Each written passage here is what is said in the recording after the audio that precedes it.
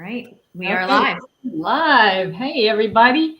So I hope you are joining us today as we are going to be talking about failing or falling forward.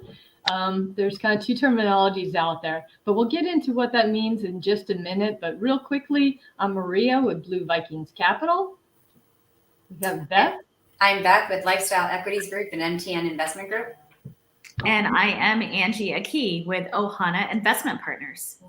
So we are all in the commercial real estate world and we all help investors grow their wealth. So that's kind of our focus. But for the purpose of this talk, we're going to talk about failures because we all have them. And the point is that you got to fail in a forward direction, right? We're going to move forward past those failures and how specifically we do that. So we're all going to share a couple of personal stories of how we have done that and how you persevere through that and what's important to keep you going after that. Because it's not a true failure unless you just completely give up, right? So, Beth, do you want to kick us off with one of your failures? One of. Sorry. That is the key phrase. Pick one. I think as Anyone. an entrepreneur, has nobody multiple knocks it out of failures. his talk. Yeah, absolutely. Go for it. Yeah. Okay. So I'm going to talk about one of our flip failures. And this was early on in our flipping business. And it was actually our first two properties. My husband and I had attended a workshop about flipping houses. And we were given criteria to follow, the rules, the do's, the don'ts, and so forth. Needless to say, we sometimes tend to be, let's just say we're not rule followers, right? So, and that really hurt us because as far as our initial properties that we had under contract, they were not small projects. And, for our first time flip, we should have considered something much smaller than what we did. In addition to that, we decided to take on two properties initially, and we were told only do one at a time, get through the first one, and then move on to the next one. And then on top of that, we were also told that you don't want the same contractor on two properties that you're doing at the same time, if you choose to do properties at the same time, because you don't want those contractors to be, overwhelmed. And needless to say, we hired the same contractor for both of those properties. So as you can imagine, this particular, contractor, he had actually worked with us in our outdoor living construction business. So we felt pretty confident in having him take on both of the projects. However, he was overwhelmed with other projects that we were not aware of. And as a result, it took forever to complete these two particular flips. We ended up completing them ourselves. We had to fire him in the process, which was very unfortunate. And what then transpired upon firing him is he opted to threaten us on numerous occasions through text messages, phone calls. He sent right before Christmas a picture to my husband of a rifle scope and said, "Hey, look what I'm getting for Christmas."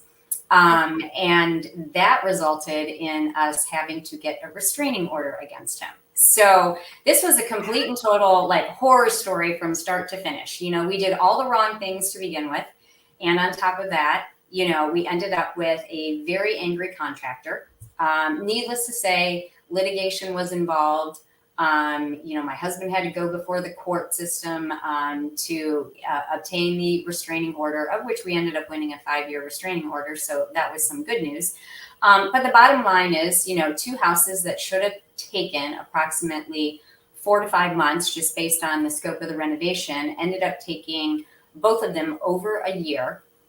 So we lost obviously so much money in holding costs, renovation costs, and whatnot. And the ironic part of it is that one of the houses, it went on the market during COVID. We had an offer the same day. And we were very fortunate to move this property relatively quick. However, the homeowners ended up selling this house less than a year later for $50,000 more than what they bought it for. and they're the ones that put money in their pocket while we lost all the money. So Oh. yeah, that was a very, very hard lesson. And one would think that after that, like, why would we ever want to, complete a flip again? However, we knew that we had it in us to move forward and learn from our mistakes, of which we did. And we continue to do so. And we were pretty happy with the rest of the flips. However, yeah, that's my story. So yeah. So the lessons learned there is maybe listen to all those people who told you don't use two contractors, don't take on two properties at the same time. Yeah. well, it just I've goes gone before you. right. And you know what? If people have done it and they have the experience, listen to them. Don't try and be, someone who thinks that, hey, I can do this in spite of what someone else says. Really, experience counts, and we just, unfortunately, we learned a valuable lesson. So I bet. I'm listening to a book called 3 Feet from Gold, and one of the things it talks about that, it's like listen to advice, not opinion, right? So you want to make sure you're getting advice from people that have the experience and the education rather than an opinion, right? Where there is no experience and kind of depth behind that. So it sounds like you actually got advice, good advice, but yes, we did. Hey, lessons learned, right? Sometimes the best lessons learned are the hardest and sometimes the most expensive. But I mean, you were gun ho. You wanted it so bad that you were going to do, go at it full. Absolutely. We were so excited that we had two properties that came into our world, shortly after we had, gone through this educational experience. And so as a result, we thought, oh my gosh, they're here. They're here for a reason in front of us. We need to go for it. And little did we realize, how much we were impacting our financial future, to be honest. So knowing what you know now, what would you have done with that second property? Said no. Or, yep. Focus on one. Focus on one until you master one, and then when you can, when you're at the point that you think you can scale, then find the right people, make sure you've got everybody on board. I mean, clearly we didn't have the right contractor, in our back pocket. So we needed to have done, even more research from that standpoint. So yeah, I'm thinking maybe one of those other flippers that was trying to give you advice and stuff, you could have maybe given them that other property and gotten some goodwill to where they could maybe share contractor information or something. Or an assignment fee. Hey. Yeah, assignment fee, wholesale it. Yeah, lots of options. Yep. Yeah, there's always a way to make money in real estate, right? Right. Absolutely. One way or another. Yeah. What about you, Marina? What you got for us? Oh, are you pitching it to me? Yep, you go ahead. All right, fine. Okay, so back a ways, I was pregnant with my first child, and we knew we didn't really want to send him to daycare right away. But I had a job that I could not do from home. We also wanted to, as me and my husband, we both wanted to be involved as parents. So, and he had a corporate job with Hertz Rent-A-Car at the time, which paid really well, but it was crazy hours and the stress was insane. And so I just felt like if he kept doing that, it might be more of a lone parenting kind of thing. Because even when he was home, he was exhausted. So we made the decision that he would leave his job and we would start our own business. And so we started Home Assistance of Orlando was the name of it. And it was a senior care business. And we had no experience in this field, of course. We did limited research. You can see some of the lessons, right? But we actually made a go of it, did pretty well. It's a very hard business. If anyone's thinking that's a great and easy thing to get into, you might want to rethink that. But at the time, not a lot of people were doing this, and there was a great need for it in Orlando. So we decided we would do that. It started going really well, but then September 11th hit. And the market and everything went down. And for a lot of people, paying for somebody to come in and take care of your loved ones it's a big extra expense. So when you have to start pulling back on your finances, that's one of the first things to go. So instead, they have that person move in with them, or they put them in a nursing home that might be a little bit less or whatever. So basically, our business completely tanked. So we lost our entire business. Obviously, that was an expensive lesson. And he had given up a corporate job that was making really good money. So we had to figure out where to pivot from there, which we managed to do. But it is it really kicks you in the teeth. Like you really want to just give up at that point. Like, okay, we're obviously not meant to be entrepreneurs and have our own business.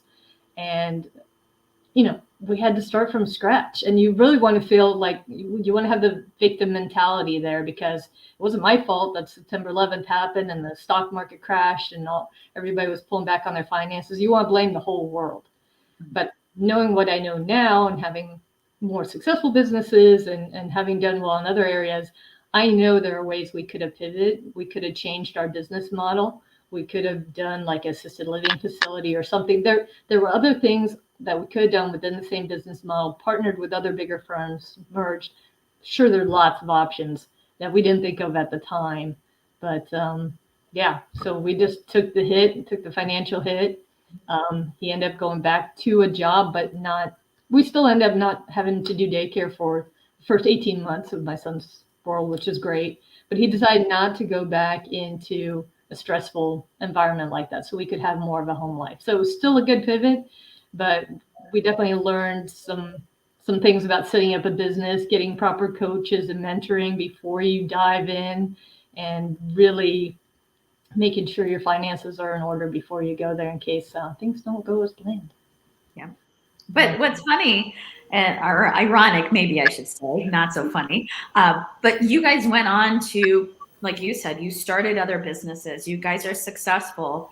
You left your 9 to 5 not too long ago, right? And you guys have been entrepreneurs for years and years. So you've taken that failure, right? And you failed forward. And you just have to pick yourself up and dust yourself off and go, man, I just got kicked in the teeth, but let me get a set of dentures or whatever, right? And move on, right? What can you do to move on to make it work, right? So figure it out. Yeah, it took a while to regroup and figure out what we wanted to do next. And you're right, we went a completely different model. So we went the franchise model after that, because we want that mentorship, right? That's the thing about when you buy a franchise, is it comes with a structure. Like, here's a checklist, do these things to set up your business. So we now have 2 Massage MV clinics, both of which, have been up and running for a while now. One of them has been up 12 years, and the other one, I think we're on year 4 or 5. So yeah, those are doing well. And of course, yeah, I've got the real estate business. So yes, we have recovered back on our feet, but we've learned lots of lessons in between too. It was never smooth sailing. So it never is, right? It's life. No. All right, Angie, what you got? So for me, one of the recent failures that I had, right, and failing forward, it really is quite from the financial loss. It's opposite, right? So when I exited my corporate life and left a very successful sales career from pharmaceuticals, I went into real estate investing and I went into wholesaling.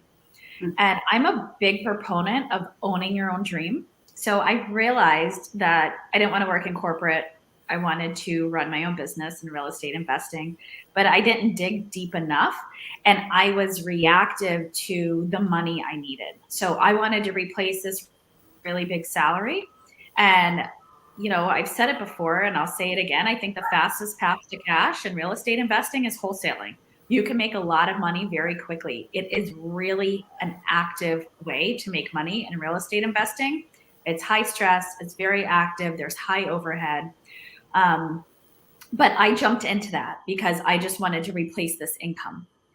And then fast forward 3 years later, and I was like, oh my gosh, I don't, right? And so with wholesaling, if you don't know what that is, you get a property under contract, you basically assign it to an end buyer. So you're not the end buyer and you're not the seller. So you're kind of the monkey in the middle, for lack of a better term. And so, I like to be in control. So you're not in control of either. And that really weighed on me mentally, emotionally, ethically too. I'm a woman of my word, right? What I say is it. And so I failed forward in running a business for 3 years. And then I kind of had a minute and I said, oh my gosh, this doesn't serve me, right? I'm serving this business and I'm making a ton of money. I've made more than I did in pharmaceutical sales. from the day that I left, but it wasn't serving me. So I said, forget it. And I shut down that business at the end of 2021, totally shut it down.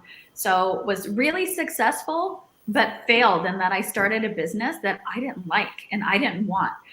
Shut it down, totally pivoted into commercial real estate investing and syndications, jumped in with 2 feet because I had burned the boats and I couldn't go back.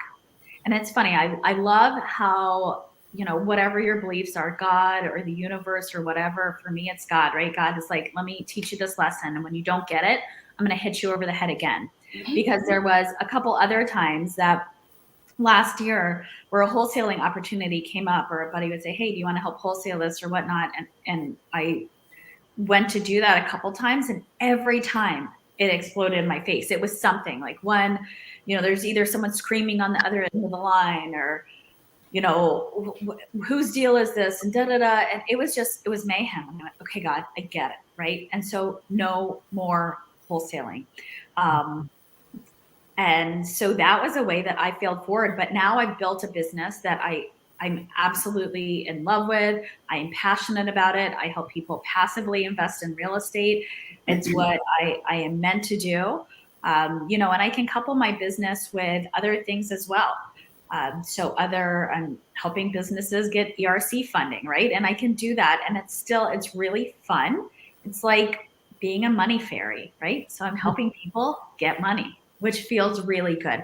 So That's how I feel, a money fairy. I'm like a money fairy, right? I'm like a money magician, because I always say passive real estate investing is magical, right? So I'm like a money magician. It's like pulling a rabbit out of a hat. It's that magical, but even better because you make a lot of money.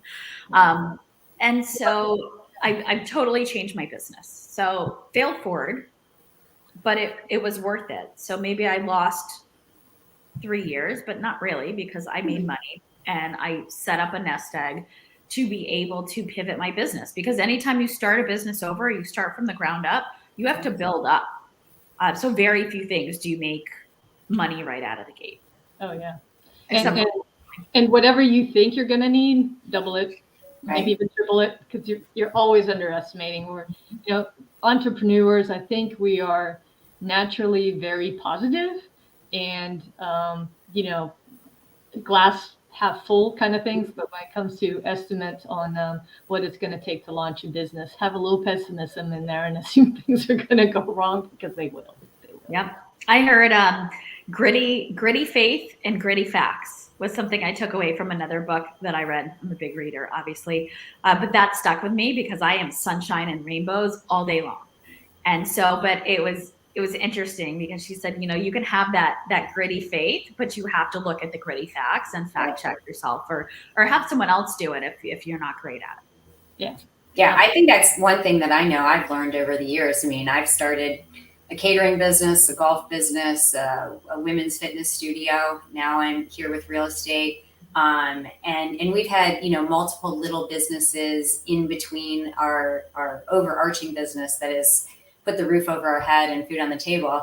My husband tends to look at everything like, yeah, we can do that. That's easy. And I'm like, oh, time out. So I've become more the pessimist over the years because I know we've gotten burned on so many occasions. I'm like, no, we just can't do this. It just doesn't magically happen. I feel at least like we have learned valuable lessons, and I'm definitely more cautious going into either setting up a business or a new venture because I'm looking at things definitely from so many more angles than I ever did before. Well, I think a lot of people are just afraid to launch because of the fear of losing money. Mm-hmm. But if I think about how much money I have spent on like courses, college classes, and all the various things, I mean, really the money you lose failing in a business or failing in a flip or wholesale or whatever it is, I think of it as an investment in learning. It's just the school of hard knocks is what's on your diploma instead of university of whatever, right?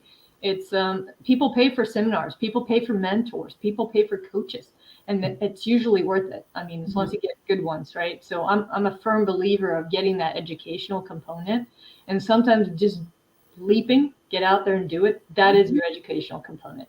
So don't underestimate the value of failing. because it is, it's only a true failure if you don't go back at it. If you give up, go back to the 9 to 5 grind, to that job you didn't like, or just accept, like Angie was saying, that I'm not happy in this business, but it's making me money, I'm just going to stay. Like, that is a failure. Like, it takes strength to pull yourself out of that and go, I'm doing good here, but I don't like it. I need to find something else. Like, that's yeah. So we're talking about books. Vivid Vision, if you haven't read that, it's by Cameron Harold, or Harold or Harold, something like that. But anyway, it's called Vivid Vision. And that's really helpful to entrepreneurs because it helps you create that vivid vision of where you're going, like really vivid. Like, you know how many staff you have and the color of the desk they're sitting behind, and everybody's job description is written down. Like, you create that kind of a vivid vision. And then you say yes to everything that pulls you in that direction and no to everything else. Like, you just push the other stuff aside, you push away the noise, you say, is this going to drive me towards that vivid vision? And it's amazing how many visions come through when you do that. So and you're either flowing towards or away from your goals, right? Every single day you're moving towards or away from them one way or another in all the decisions you make. So when you break it down to that simple fact, I'm a simple human, it really helps clarify things, right? And every decision you make, is this bringing me towards my goal or away from my goal? Because it's doing one or the other. We're going to wrap this up in about 10 minutes here. So real quickly, if you have another little failing forward kind of story, go ahead and hit us with that just real quick. Beth, go ahead. Sure. So this is a non-financial failing forward. This was more about, I would say, a mental one, to be honest with you. So when, so I opened up a fitness studio back in 2011, and it was an all-female, it was geared towards all women. And we were going to do a combination of traditional and non-traditional fitness classes. And when I say non-traditional, we had pole fitness, so aerial fitness. And essentially, I mean, that was a little hard to overcome in a more conservative city like Cincinnati. People thought that I was teaching people how to, become strippers. And I'm like, oh, that's not what we're doing here, but come on in and see, So, I mean, we were on the news in a positive manner, we were on the news and so forth. I had a great time with it. I moved the studio after 3 years to a larger location. It was a little bit tougher going into a larger location, just from maintaining membership and also keeping up with, just keeping up with the bills. It was more expensive and whatnot. And during that time, I was diagnosed with cancer. And it really made me take a step back and say, like, what is it that I want to be doing in life? And I loved this studio. I put my heart and soul into it. It was what was sort of the healing mechanism for me personally with my eating disorder. And so to make the tough decision to let it go and to say, like, I need to shut this down for my family's sake, for my sake. I don't want to go through another cancer scare. I need to focus my attention to my family. It was a very difficult decision. And I had a lot of unhappy people with me. And I carried that for a number of years, just in feeling like I failed, 150 women by closing the studio. It took a while, but, I finally came to a point where I had peace with it. And the peace was that, I didn't fail them because I gave them something they never would have had in the first place. And they had the opportunity to enjoy it for the number of years that they were able to enjoy it for. I walked away with numerous friendships that I never would have had otherwise, a lot of contacts, experiences. And, most importantly, I walked away with, making sure that my family was getting the attention that they needed from me at crucial times. And knowing that, was the most important thing. So anyways, I mean, it felt like a failure for a number of years, but I look back now and I don't see it as such. Very nice. Thank you for sharing that very personal story. Sure. Yeah. Angie, do you have another quick story? Sure. Mine, I'll I'll review mine really quickly. Mine is, and for those of you that know me, you've probably heard this. I also try to tell as many people as possible either not to have an Amazon store or to do your due diligence and go with the right company. I was working with one of my old wholesaling mentors. They decided to run Amazon stores. Unfortunately, I didn't do my due diligence into the process or the Amazon requirements and laws of purchasing a store. I don't think they did either. So really, at the end of the day, the long and short of it was the account was frozen and the funds that had come in from people that bought merchandise was taken by Amazon and funds that I had paid for. So, oh yeah. Oh yeah. So that's a situation. And I tell people that, and it's important, right? So there was a financial loss there, both in starting the store and also the goods that I guess I paid for other people of my goodwill. I'm like, here's more junk that we need as Americans, right? Unfortunately, I covered that, but I tell people that because you really have to know the ins and outs. You have to do your due diligence in any investment. And so I'm a much better steward of my financial wealth that God has provided because of that. I do more of my due diligence. But also, if you're going into something, you need to know, even if a third party is administering something, you need to do your due diligence on them, but you also need to know what the requirements are. Mm-hmm. And so that was missed, and it's not a good feeling.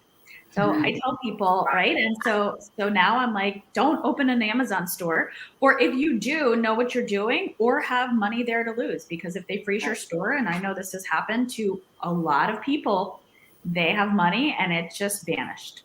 And then it's you against Amazon.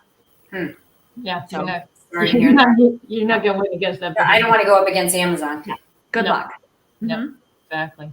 So that was that in a nutshell. What about you, Maria? I guess my last one would be, it's also kind of a financial loss, but also lessons learned. And it's when I first got into commercial real estate. I'm a big believer of do something first with your own money before you do it with other people's money. So everyone's telling me just jump into syndications, raise money. I said, no, I want to own a couple apartment complexes myself first. Let's learn with my money. So we took a lot of our money and we bought 2 apartment complexes actually. And I've always heard the term hire slow, fire fast.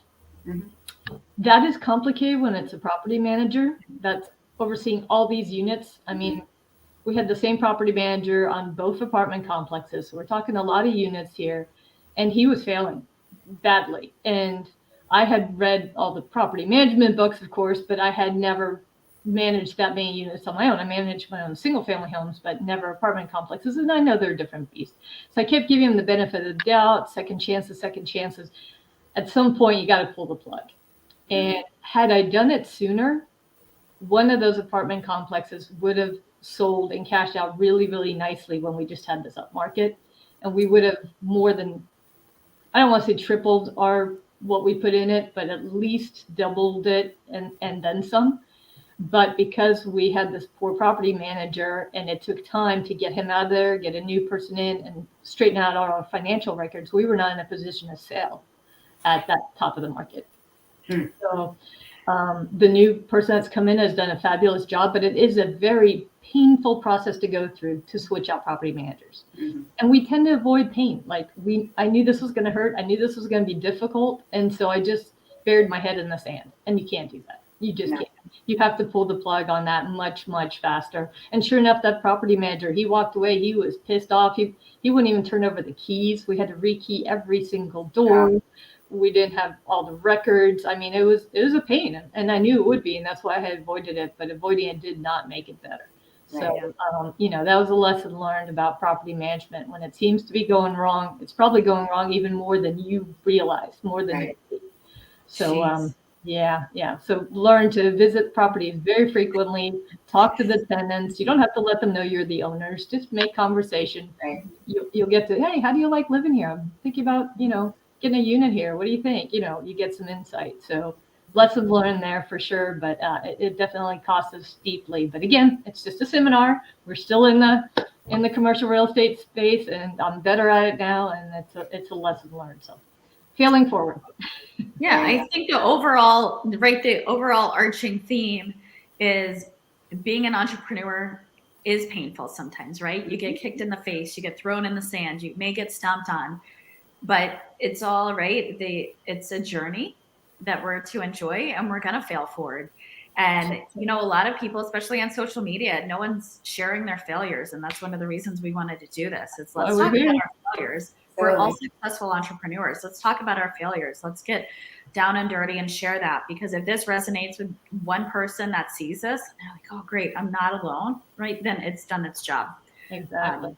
Yeah, I mean, if it's not painful, if it's not scary, if it's not uncomfortable, you're not doing it right. Those three things. Absolutely. I mean, that is growth. Growth is painful. Remember, growing pains? I mean, it's an actual thing, right? Yeah, it's supposed to be uncomfortable, and it most certainly is. Yes. When you get comfortable, it's time to strive for the new thing, because comfort zone isn't where you advance and move forward. Yeah. Well, I think that's about it.